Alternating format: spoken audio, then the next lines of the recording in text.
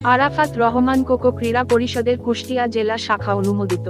জাতীয়তাবাদী দল বিএনপির সহযোগী সংগঠন আরাফাত রহমান কোকো ক্রীড়া পরিষদের কুষ্টিয়া জেলা শাখা অনুমোদন দিয়েছে কেন্দ্রীয় কমিটি।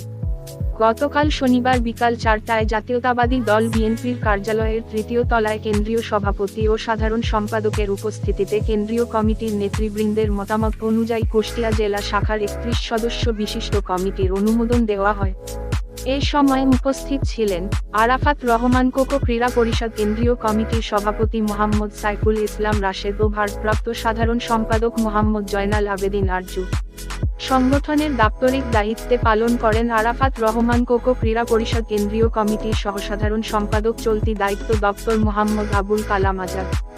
31 সদস্য বিশিষ্ট কমিটির সুপারিশ যাচাই বাছাই করে আরাফাত রহমান কোকো ক্রীড়া পরিষদ কুষ্টিয়া জেলার শাখার মোহাম্মদ বুহাদ রেজা ফাহিমকে আহ্বায়ক ও আসিফ রেজা শিশির মোল্লাকে সিনিয়র যুগ্ম আহ্বায়ক এবং মোহাম্মদ তহিদুল হাসান তারেককে সদস্য সচিব করে আরাফাত রহমান কোকো ক্রীড়া পরিষদ কুষ্টিয়া জেলা শাখার অনুমোদন দেওয়া হয়।